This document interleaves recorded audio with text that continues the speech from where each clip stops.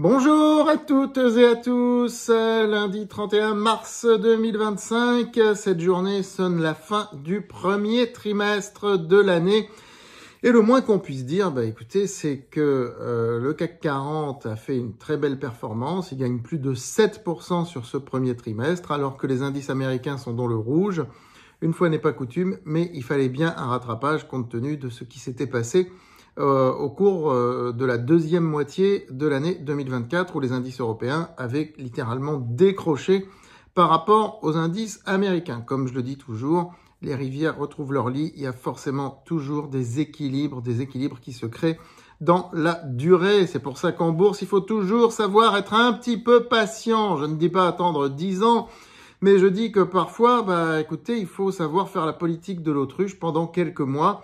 Ce que nous avons merveilleusement fait au cours de la deuxième partie de l'année 2024. Et là, écoutez, nous avons récolté les fruits de ce que nous avons semé puisque notre portefeuille croissance fait à peu près le double de la performance du CAC 40.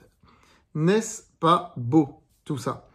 Bon, en tout cas, pour la suite, la question va se poser de savoir s'il va falloir protéger un petit peu plus les portefeuilles ou pas, puisque je vous rappelle que nous avons protégé un tout petit peu les portefeuilles au début du mois de mars. Pour l'instant, on ne regrette pas d'avoir protégé, puisque regardez le CAC 40, si vous voyez bien le graphique, on voit qu'on est dans une zone de consolidation, on voit même qu'il y a une sorte de canal baissier qui est en train de s'installer, mais pour le moment, on ne peut parler que d'un canal de consolidation. On ne s'engage pas dans un canal baissier qui va durer 6 mois, je ne le pense pas. Voilà, alors regardez, si on casse le support en bleu, on risque de descendre vers les 7800 points sur le CAC. Il est possible qu'on y descende lentement aussi, c'est-à-dire que le bas du support rejoigne la ligne horizontale qui est elle-même un support vers les 7800 points. Je crois que c'est un objectif crédible à court terme, en tout cas de ce qui devrait se passer dans les jours qui viennent sur l'indice CAC 40, avec des rebonds entre-temps, bien sûr. Ça peut durer 2 semaines, 3 semaines, cette histoire. Voilà, mais ce qu'il faut bien voir, c'est qu'on rentre maintenant dans le deuxième trimestre, qui est un trimestre, en général, correspondant au printemps, qui n'est pas le meilleur de l'année.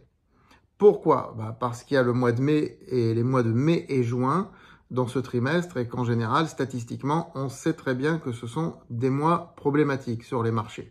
Le fameux mois de mai est connu pour être spécialement négatif. Nous n'y sommes pas encore. Déjà, il va falloir affronter le mois d'avril. Voilà. Donc, nous continuons d'être pragmatiques.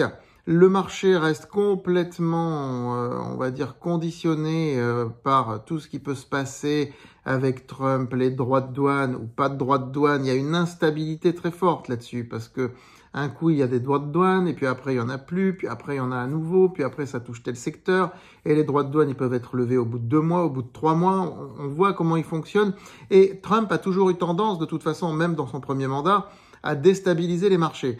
Ça va être encore pire dans son deuxième mandat, puisque là, on le voit bien, depuis qu'il a été élu, dans un premier temps, ça a été l'euphorie sur les indices américains, et pour les indices européens, c'était pas terrible les mois de novembre et décembre de l'année 2024. Et là, par contre, les marchés américains se posent beaucoup de questions depuis le début de l'année. Faut dire qu'ils avaient beaucoup monté, et les marchés européens ont corrigé le rattrapage. Maintenant, on arrive dans une zone un peu où les vraies questions vont être posées. Les effets émotionnels peut-être sont terminés, mais la volatilité va rester de mise. Et on voit, si vous voyez bien, je repasse l'indice CAC 40, le graphique de l'indice CAC 40, on voit que depuis un mois, le marché est volatile. On le voit bien, sur le mois de mars, il a été particulièrement volatile. Et cette volatilité, je pense, va continuer sur le trimestre qui va venir. Maintenant, aller choper la volatilité en permanence comme le font les traders, ce n'est pas mon métier, ce n'est pas notre métier. On peut réussir parfois à des choses assez extraordinaires, comme sur l'action Eutelsat, où je vous avais recommandé l'action, le lendemain elle a gagné 50%. Je fais une vidéo spéciale pour Eutelsat que vous pouvez regarder aussi. Mais on essaye de choper cette volatilité quand on peut, mais elle n'est pas toujours facile à choper quand on ne fait pas du trading. Et même quand ceux qui font du trading, vous savez, ils s'y noient un petit peu dans ces marchés, à vrai dire. J'ai eu l'occasion de discuter avec quelques traders récemment. Vous savez que j'en édite pas mal. Ils sont un petit peu perdus aussi, ils font de la gestion au jour le jour en ce moment. Voilà, on tient notre ligne, nous avons des bonnes valeurs en portefeuille. nous avons quelques protections et peut-être que nous allons les augmenter.